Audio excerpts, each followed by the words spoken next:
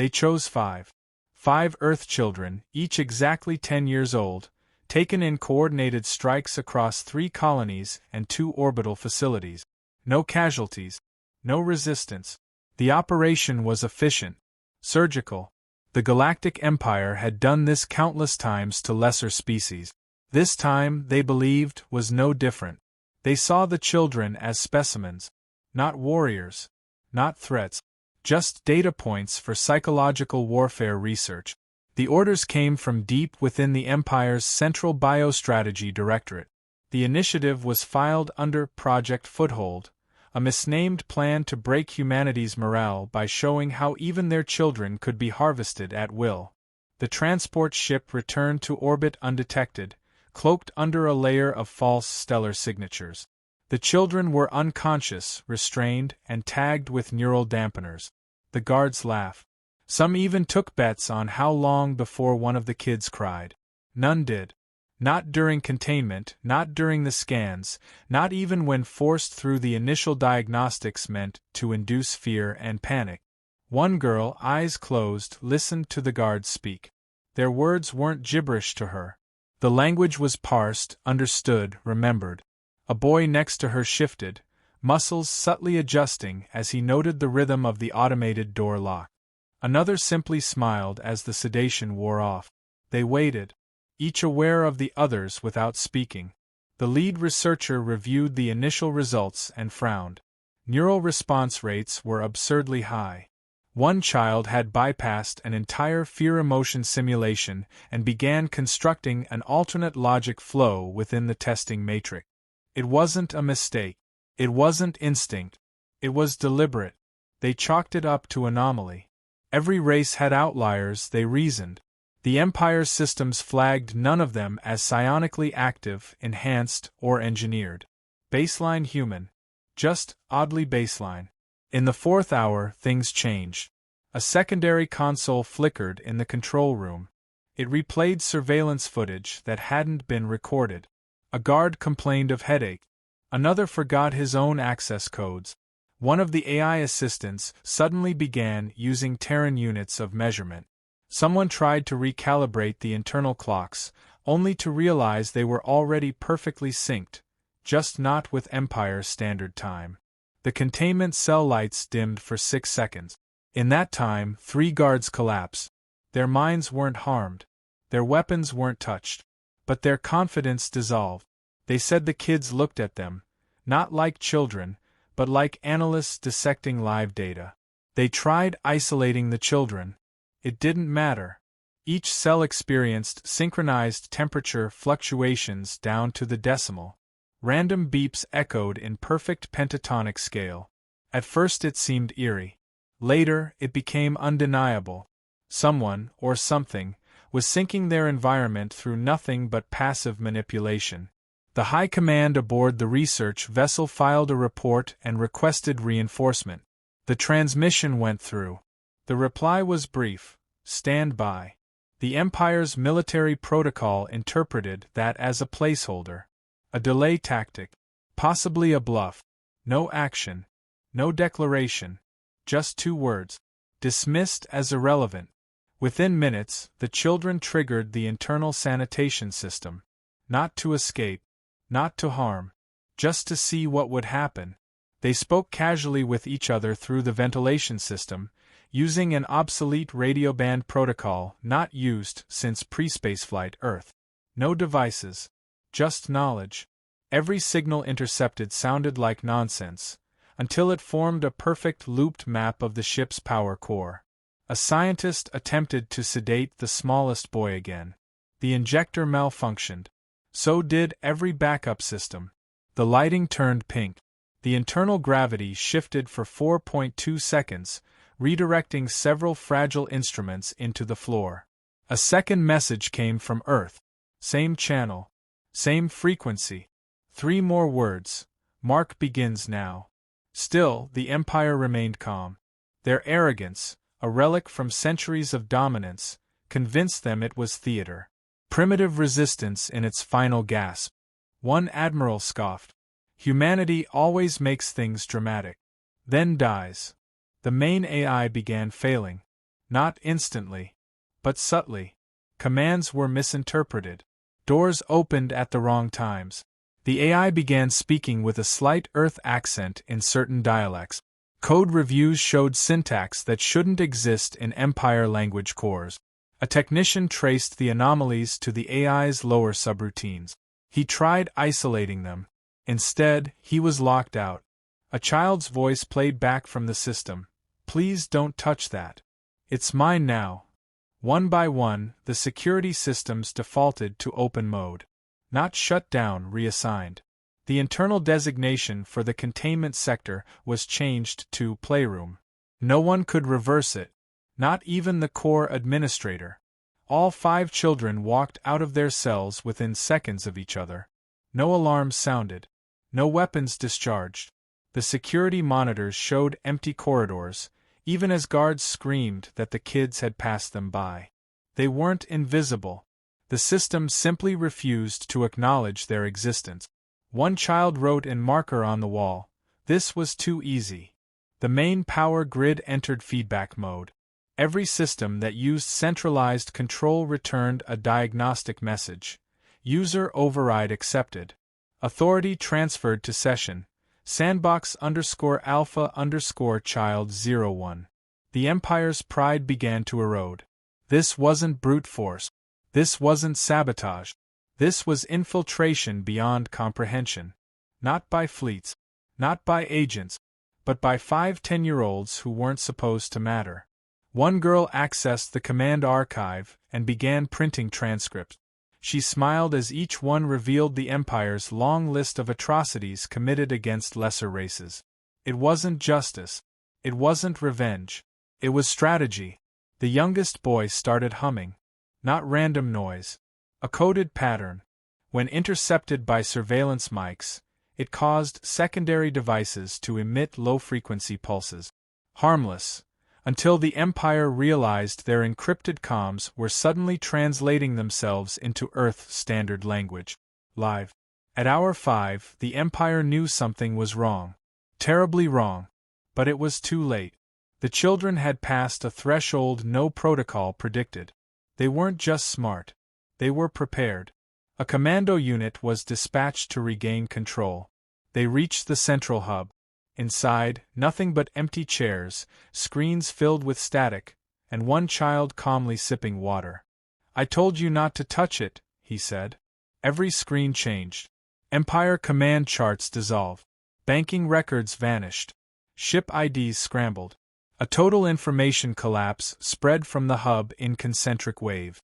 Everything the Empire used to function, communications, logistics, fleet movements, reduced to obsolete archives. Replaced by data marked sandbox_complete. The final transmission from the research vessel was garbled static followed by a voice, young, clear, unbothered. "You wanted samples. So we sampled you."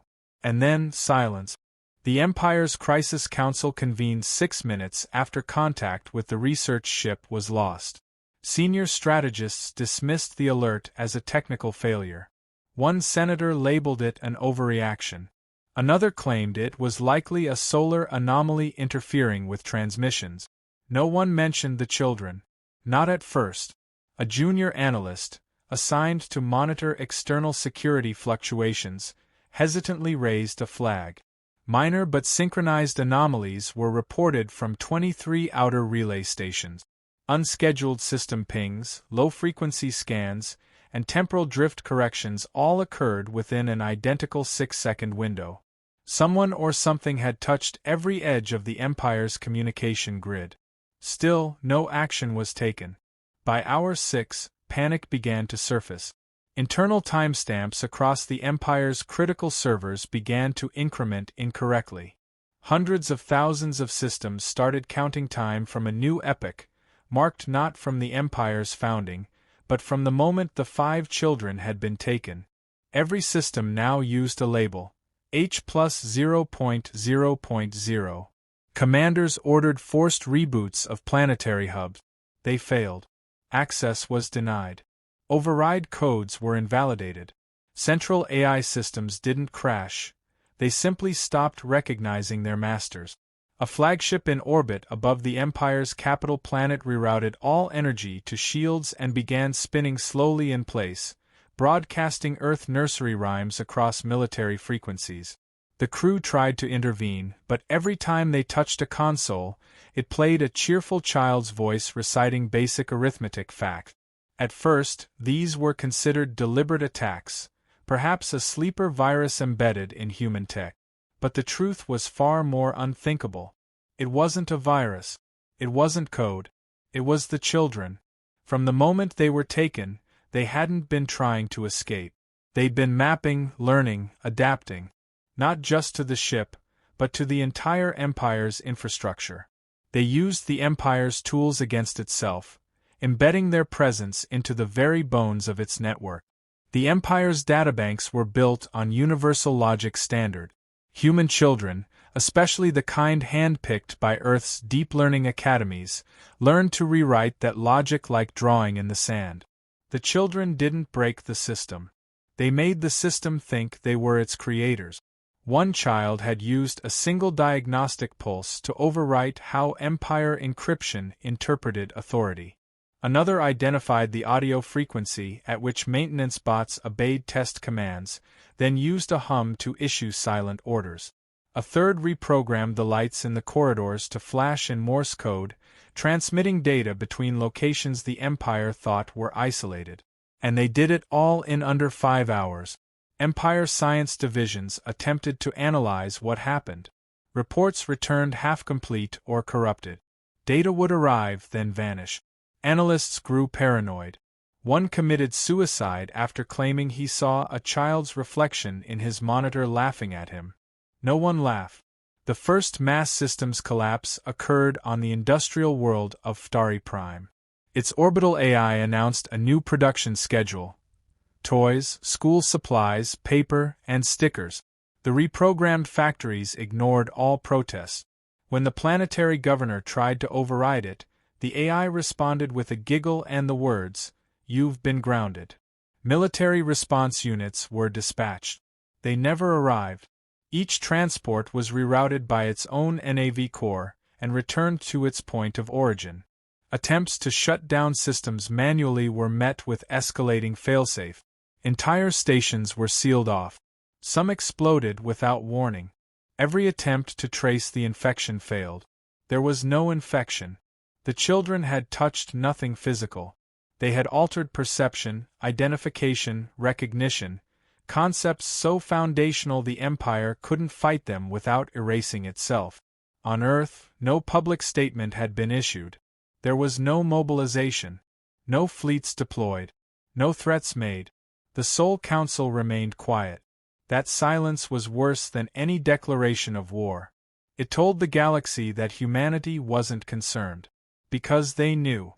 Earth had long anticipated that something like this might happen. The children taken weren't random. They had been trained for cognitive dominance, system manipulation, cooperative logic warfare. They were not soldiers. They were the future's deterrents. In Galactic Year 9043.22, the Empire marked the day as the Glitch of the Five. Internally, it became known as the Day of Unraveling. The children did not destroy the Empire. They made it irrelevant. One child created a cascading protocol that made every command issued by Empire officers be rerouted into approval queues. These queues had no endpoints. The orders were neither rejected nor executed, just pending. Another child inserted a feedback loop into the Empire's cultural archives. Over time, every mention of the Empire's victories would subtly shift tone. Texts read more sarcastically. Heroic images slowly gained odd distortions. Marching songs became lullabies. Imperial currency systems began recalculating value based not on rare metals or labor, but on the subjective happiness of individual users. An entire planet's economy crashed in 1 hour because its richest banking family reported a satisfaction rating of 1.2 out of 10. The Empire tried to purge affected systems. They disconnected sectors, burned databanks, rebuilt hardware. But it was never the hardware. It was the framework.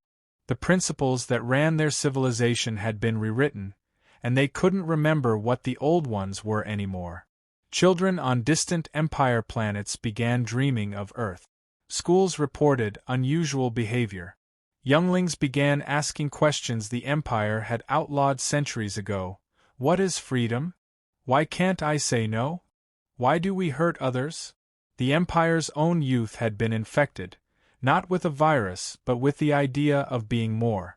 And ideas spread faster than fire. Military leadership fractured.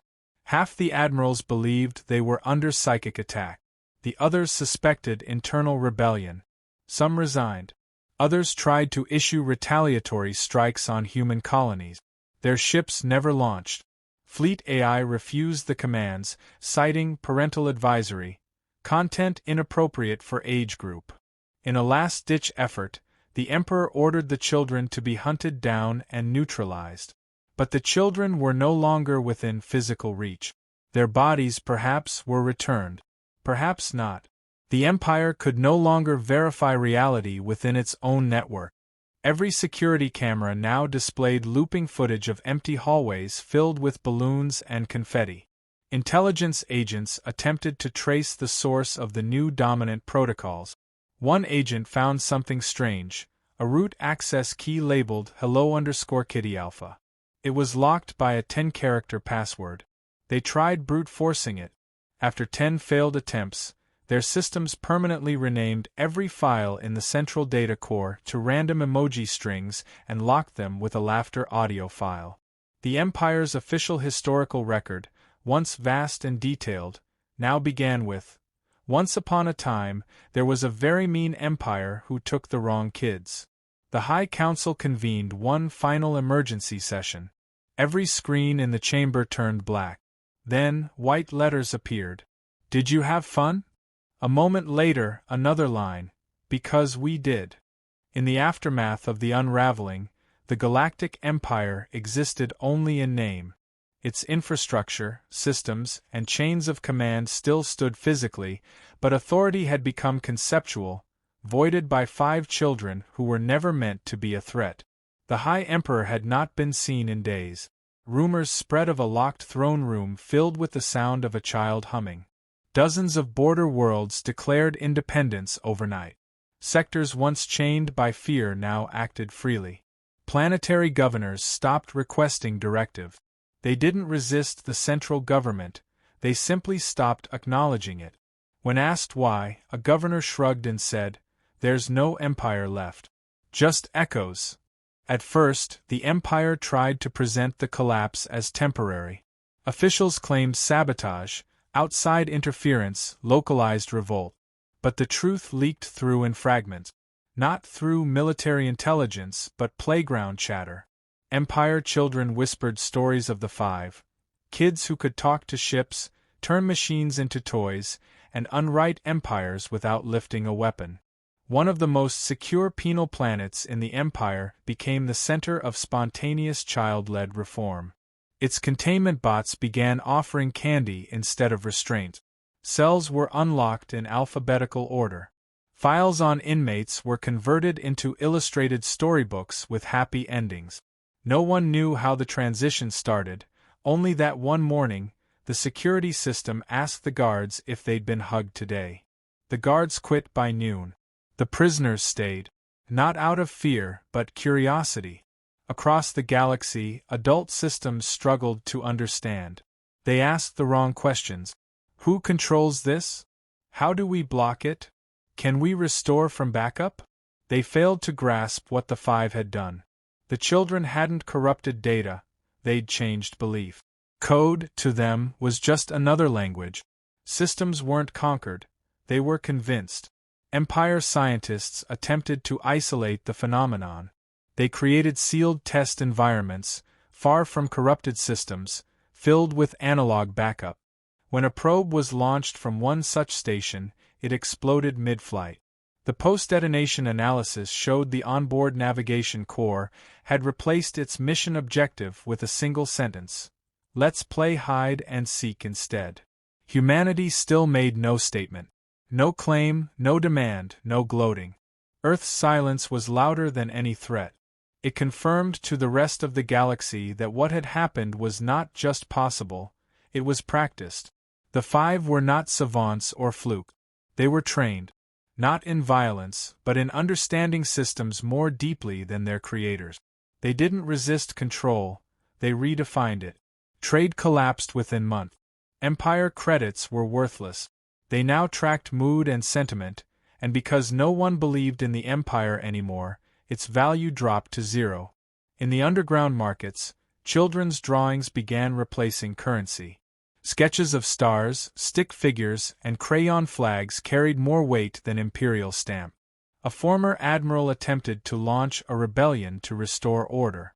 He gathered a fleet of 17 ships. Before his final jump, all 17 ships initiated synchronized shutdowns and sent the same message back to command. We'd rather go to recess. The admiral disappeared. His flagship's final logged coordinates placed him near the edge of the galactic core. Years later, a passing vessel picked up a signal, a looped message of him reading bedtime stories in an exhausted tone. Diplomatic envoys tried to contact Earth for clarification. They sent encrypted requests for a summit, an apology, reparations, even surrender terms. Each transmission was met with an auto-response stating the recipient inbox had been deleted due to insufficient maturity. The galactic perception of humanity transformed.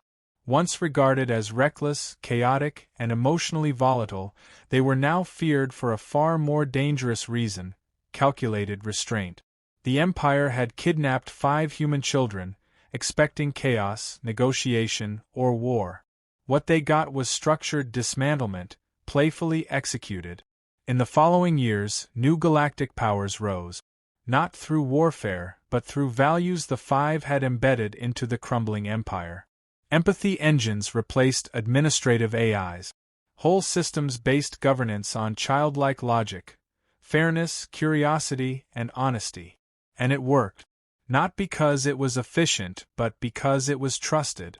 Empire loyalists who resisted the change were left behind. Their ships became drifting husks, untouched by the Five's influence. They tried to rebuild the past, unaware that the new paradigm wasn't enforced, it was adopted willingly. Systems obeyed not because they were commanded, but because they wanted to. Legends grew. Some believed the Five returned to Earth. Others claimed they transcended physical form, merged with the infrastructure of the galaxy, now watching quietly, playfully correcting misstep. A few believed they were still children, laughing somewhere in the void, watching an entire empire rewrite itself because they had simply asked, why not? The last surviving Empire senator wrote a memoir before retreating into obscurity. In it, he confessed that the turning point had not been a military loss, nor technological defeat, but a moment on the research ship when one of the children looked up at him and asked, "Why are you so angry all the time?" He hadn't been able to answer. When asked years later what broke the empire, historians debated endlessly. Some cited weak leadership, others blamed over-reliance on central AI, or miscalculated xenopolitics. But a growing number agreed on a simpler explanation. The Empire had never faced a species whose children were more dangerous than its generals. And when it did, it didn't fall in fire, but in laughter. No galactic power dared test Earth again. Treaties were signed not out of fear of fleets or weapons, but of playgrounds and giggles. Human diplomatic teams were often accompanied by children, and every representative from other species paid close attention, too afraid not to. Earth didn't boast. They didn't parade the Five. They didn't even officially acknowledge the event. Their message, as always, was silence. But their absence said more than words ever could: we don't need to fight. We have already won. You just don't know it yet. In the years that followed, no empire rose to fill the void. Coalitions formed, yes, but as equals. The old dream of galactic dominance was now a bedtime story children told to scare each other. And in every corner of every world where machines still hummed and stars still flickered on monitors, there remained a single subroutine buried deep in the operating core. It would activate only if someone tried to re-establish the old ways. It checked for a voice. If it didn't hear laughter, it shut everything down. Forever.